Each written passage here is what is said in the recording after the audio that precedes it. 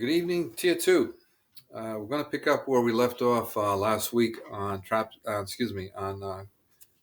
cleanouts and traps. Uh, for those of you with the code book handy, this is on page 120. Now, last week we ended up on the very bottom of 120. It was cleanouts.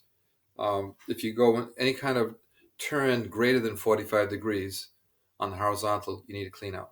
Okay, 45, no. And one thing, I don't know that I mentioned it, but if you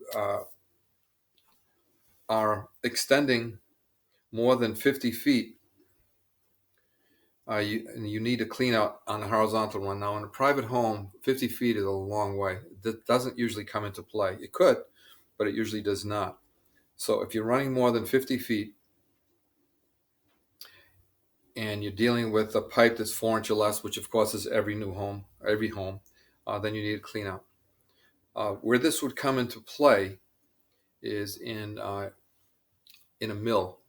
Okay, so if you're working in a mill in the city, from one end of the building to the other could be is definitely going to be hundreds of feet. So you have to keep that in mind. And every 50 feet, you'd have to put in a clean out. Now, if you are working on something larger than 4 inch, now I've worked in a number of mills, and there's not too many that had pipe larger than 4 inch. So unless they're doing some processing or something where this wouldn't even apply, normally we would not see that around here. But keep it in mind for an exam. 50 feet for clean out, any run greater than 50 feet or more for 4 inch or less pipe. Right, and if the pipe is larger than 4 inch, which would be like 6 inch on up, then you can get away with every 100 feet. Okay, now let's pick up on something new: concealed piping.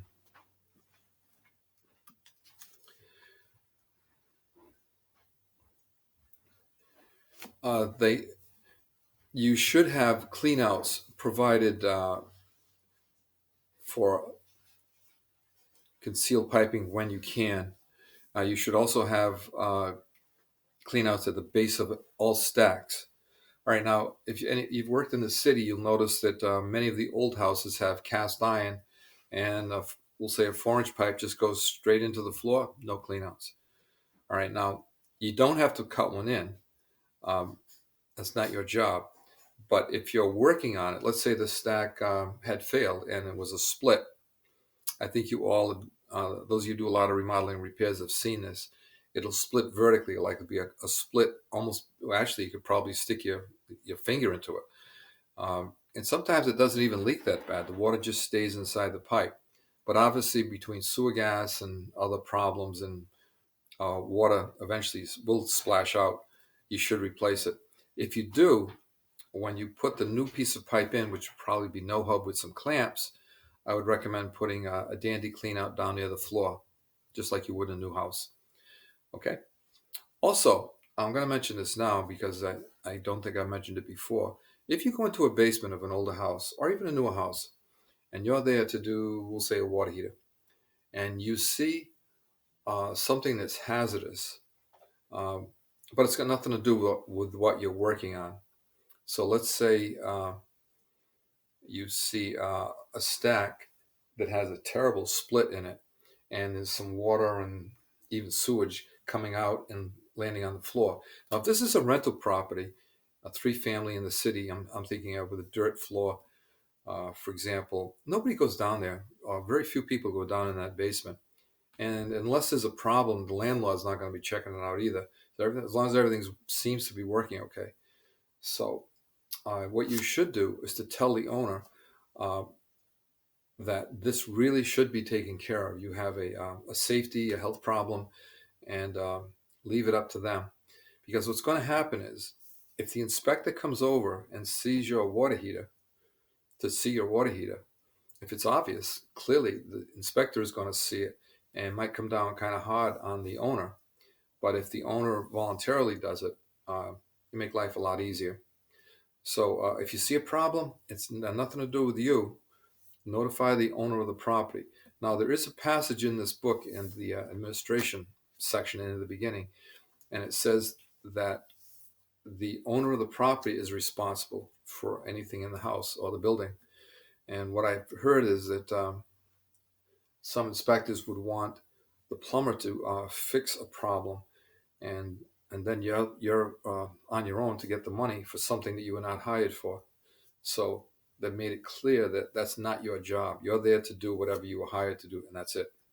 But just as a for good business and for being a responsible businessman, you should notify when you see a problem. Okay, getting back to the cleanouts and so on.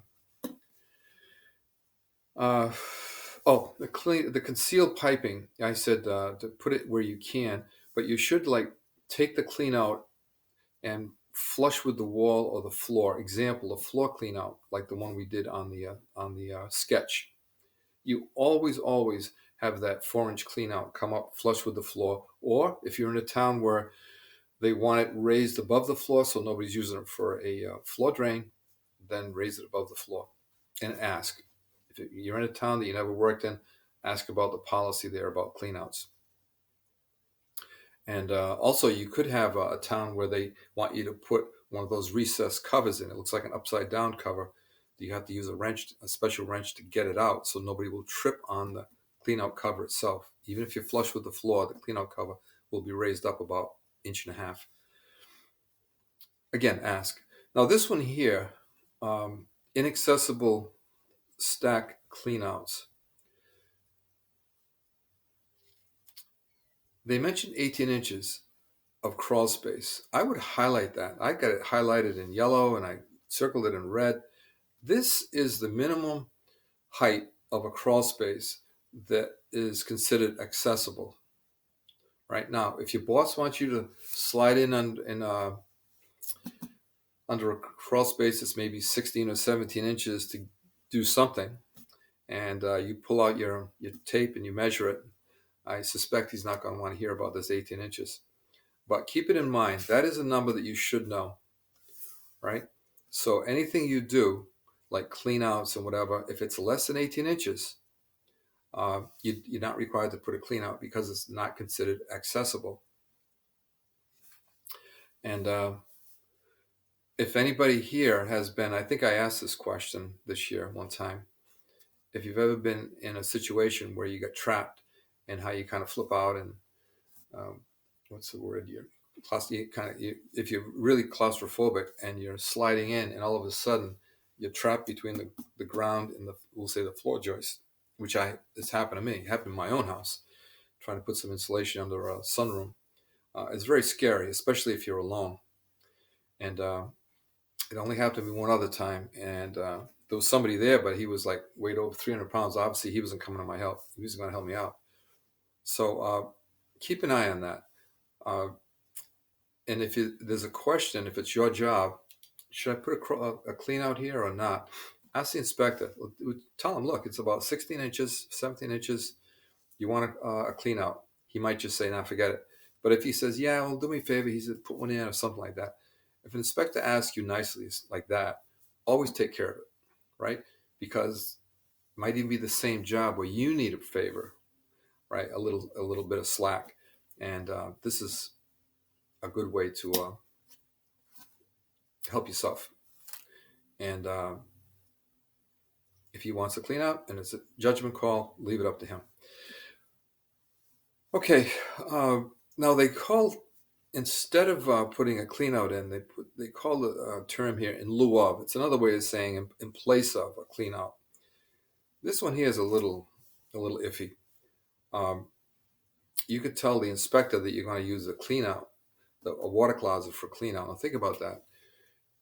To get a clean out or to get out a blockage or whatever it is, you got to disconnect the toilet and take it out. And especially if it's a toilet that's been in there for a long time, you could be opening up a can of worms there. So if you can, put in a regular clean out and don't use the toilet as a backup unless you absolutely have to.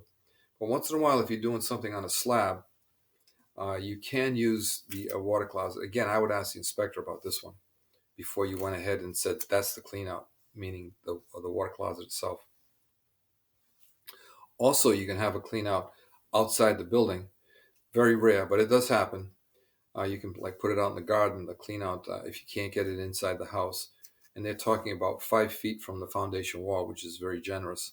So they let you go as far as 5 feet out before you have to put the clean out. Okay, direction of flow. A Y or a dandy clean out. Now, a Y is the best clean out by far because when you put the wire or the cutters in, it's a straight shot in, and you do whatever, you get whatever it is and you pull it straight out. The dandy is good in that you can go one way or you can go the other way, but it's a right angle turn. Okay, so you need a very flexible snake. It might, some cutters maybe couldn't make that tight a turn. Um, so remember what that means. The direction of flow for a Y or a right angle, that would be the Y or a dandy clean out. So where it says direction of flow, if you have your book out, I would put Y or dandy. And the clean out size, this is an easy one. Whatever size the pipe is, that's the size the clean out is. You don't put a reducing like a 2-inch cover on a 3-inch pipe. Now this one here is time for a little story. Those of you working, again, mainly in the city, but on an older house, any house before, say, 1970, probably cast iron pipe. That means the cleanouts have brass covers. For those of you who haven't worked on old cast iron, the brass cover, the first time you see it, you'll think that it's solid brass. You know, it's an old cover. It must be solid brass. It's not. It's very thin. It's only about maybe 1/8 of an inch thick.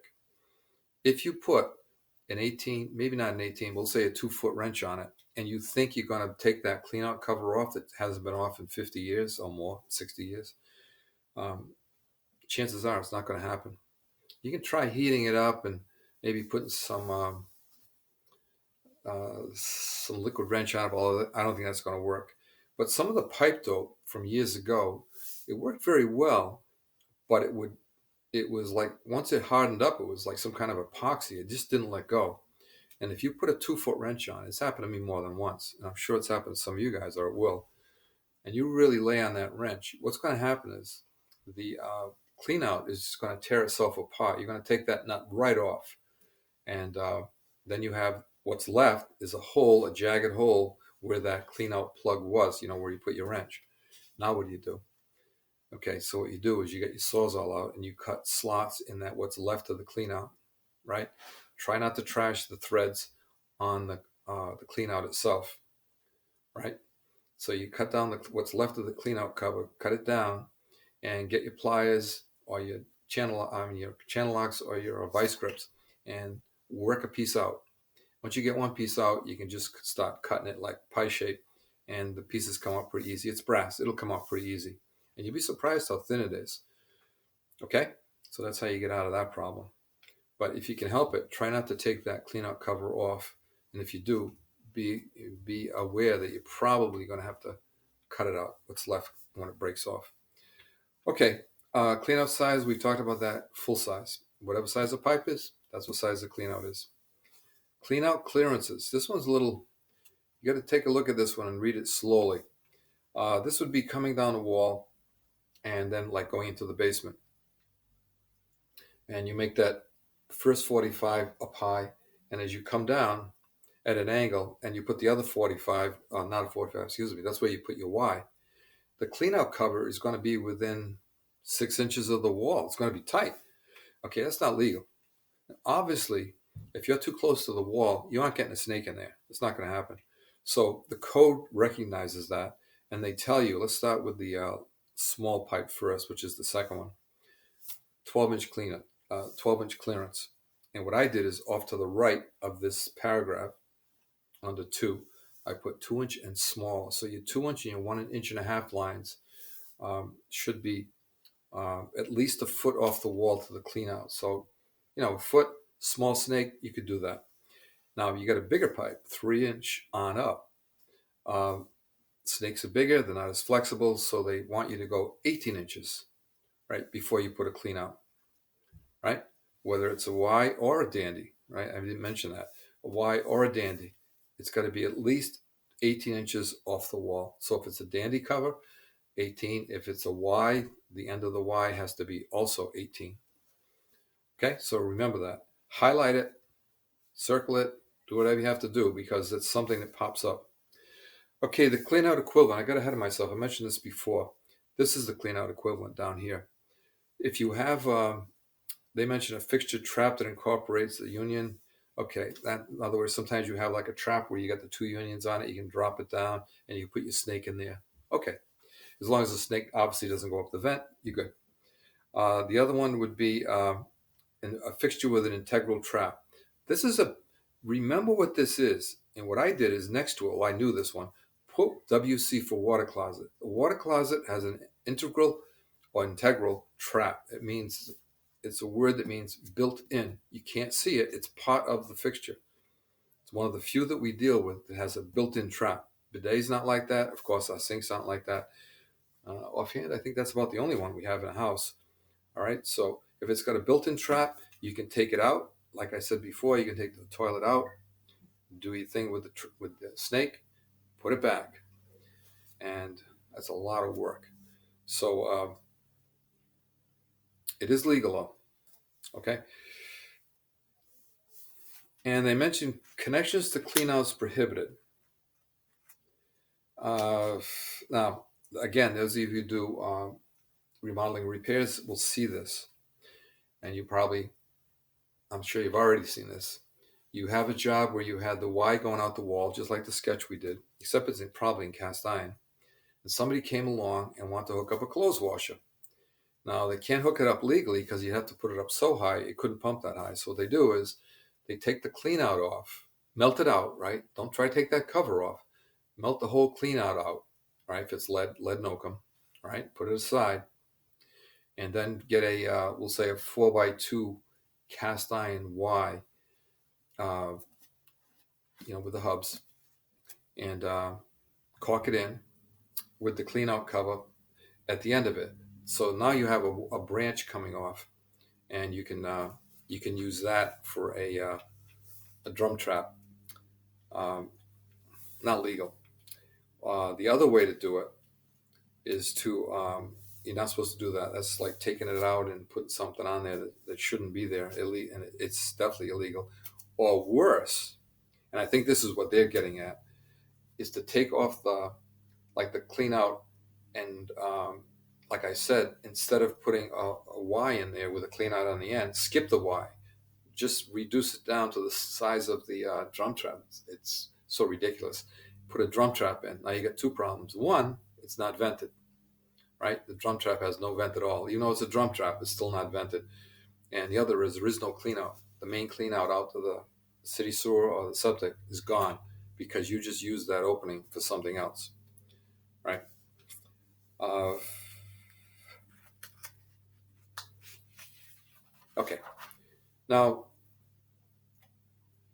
how should you have handled that? I'm gonna, before we go on to other traps, grease traps and gasoline trap.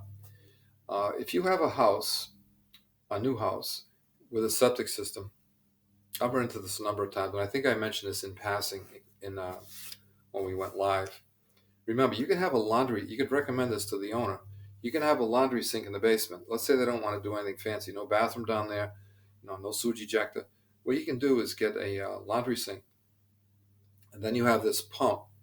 It's it's actually a mini lift pump. It actually pumps the water in the sink up and out with a 3/4. We used to use 3/4 inch copper, which was probably a good idea even now because it's strong. It goes up and then it comes down into a Y up near the ceiling, or as high up as you want to go. Okay, it works very well. So you can use the sink, or you can use the clothes washer draining into the sink on this little pump, and this little pump will take care of both. And I've got a call back on the handful. I only put in a handful over the years, but I never did get called back on a problem. And they can be set up on manual switch or on automatic. Obviously, if you're just using a sink, you can put it on manual. But if it's got the clothes washer, it's not very practical. So you can leave it on automatic, and the pressure of the water sets the switch off. Okay, now moving on, we have they're called interceptors. Grease interceptor, we know it as a grease trap. Okay, and What it does is to remove uh, anything that goes down the drain that you don't want going into the city sewer, or especially the septic tank. And give you a quick story on a grease trap that I installed. I didn't do that many. I did a handful with my father when he was doing. He did some restaurants back in the early '70s, and I did them with him as an apprentice. And I just did a few in business because I didn't do as much commercial as he did. But I remember one at a sandwich shop that recently closed down in Tiverton called the Provender. Some of you might know it's down near Gray's Ice Cream. And when I did that, the inspector told me in advance that he wanted, when I took the permit out, he said he wanted a grease trap. I said, I was whining about it. All right, it's just making sandwiches. I'm telling you, he says, you're going to need it. I said, okay. I mean, he even had a connection where to buy the thing, uh, which I which I did, and I put it in. It wasn't a very big grease trap, but it was a grease trap, and it was a floor-mounted unit. And I'd say within, I don't know, 2, 3 months of them opening, the thing was completely filled and had to be cleaned out. Now, let me give you some advice. You guys are tier two, so some of you have already probably experienced this. You don't want to be the guy to clean out the grease trap. Okay, this is not fun. When I remember when I took the cover off, it almost looked like a loaf of bread. And when you broke through the crust, it was nasty. It was a very strange, sour, just a terrible smell. Not like a sewage ejector, but still maybe equally as unpleasant. And what do you do with this stuff? You can't put it in bags; it's too heavy. It's very hard to deal with. So what I did is I had to clean it, and I think I used a lot of small bags and eventually threw it in a dumpster. You can't put it down the drain. What I told them was, leave one of the your employees with me. I'll show them how to do it, so that next time you guys can do it. You don't have to call me. And really, what I was doing was like showing somebody else, so I don't have to ever go back. Okay, and I installed it correctly, and I'll have to admit, the inspector was right. This grease trap was filled with stuff, and what I have since realized, I hadn't really thought about. This was back in, oh geez, about the same time I started teaching, probably 1983, I think, when that place opened. Uh, was that employees uh, will, anything that can go down the drain goes down the drain. So if it's like they're slicing fat or they got whatever, although they didn't serve, I think it was mostly just sandwiches, but somehow this thing filled up. My guess is they weren't as careful. I think you're aware of that. That tenants or people who are, they don't live there, they don't own it, aren't as careful as people that do. And the inspector was absolutely right. I don't know that I ever thanked him for that, but he was right about that. And so grease traps, something you don't want to have to clean out. They're okay to install. It's actually not a bad job to install, especially when it's floor mounted like this, because everything's so easy to get at. A lot of them are mounted, some of the bigger ones are mounted like in the floor, so it's a little more involved piping them.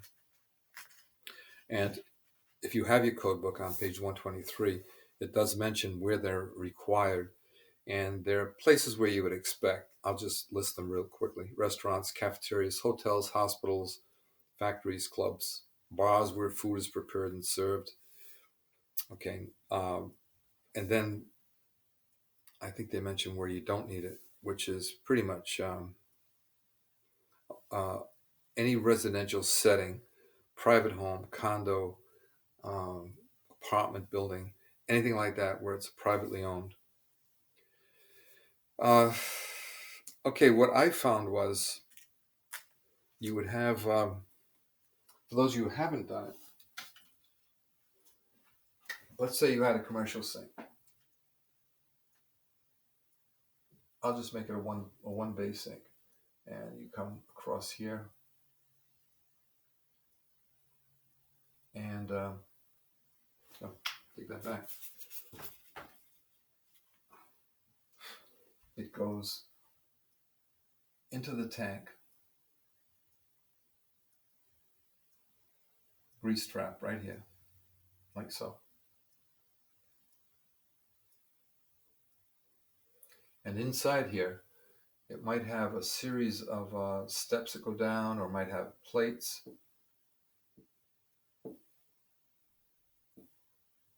Something like this.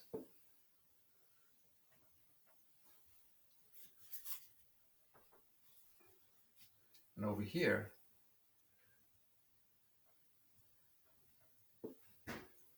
it comes up and out like that. Right, and away it goes. Okay, and I think, as I remember, there's a vent that comes up here, something like that. Okay, and the cover on here, now this one is, floor mounted. This one was an easy one. This cover has bolts on it, and you get your wrench and socket set, take this cover off to get at this. Some of these plates, as I remember, the plates themselves come out, and you have to get a putty knife and scrape them off. And that mushroom I was talking about is up at the top. I think these plates may be a little shorter, but the idea is to provide as much surface as possible for all of the grease and stuff to adhere to. Okay, so a tank this size really has a lot of surface area for the grease. Okay, um, again, strictly commercial.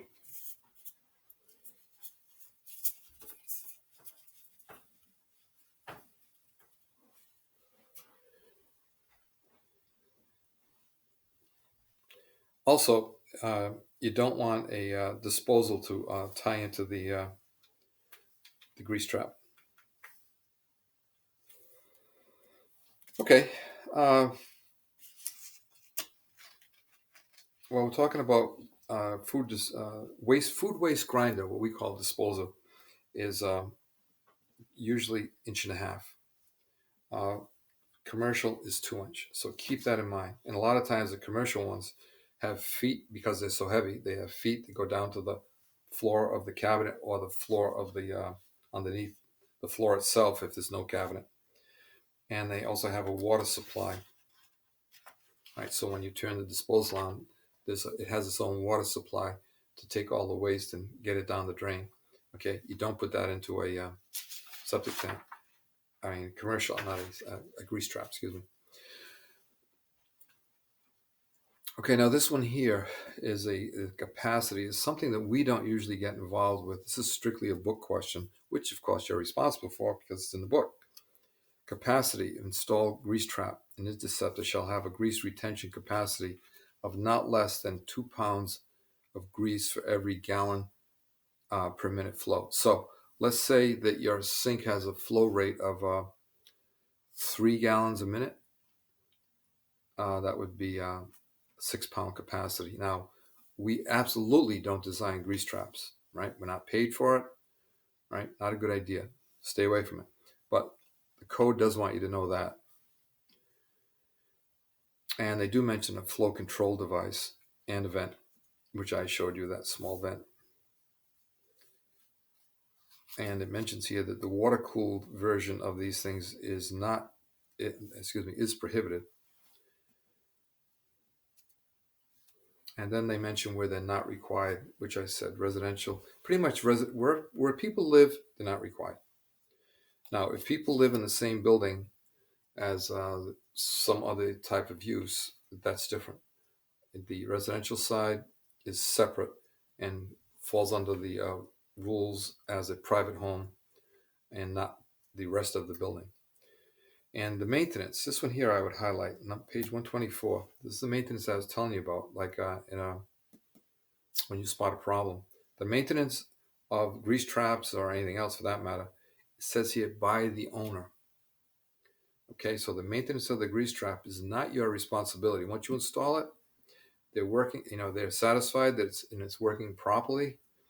What I would do is to tell them to set up a schedule so that we'll say 3 months. I mean, I don't have a lot of experience with them, but for what I've seen, I would do it like, we'll say every month, 2 months, or whatever, especially a busy restaurant. And that they keep close tabs on it, and that they clean it so that it's clean before it blocks and shuts them down while they're trying to clean up the mess. Okay, but that is not our concern. Okay. All right. What I'd like to do is to go on to gasoline trap, but right now I think we're just about out of time here. So I will see you on the other side.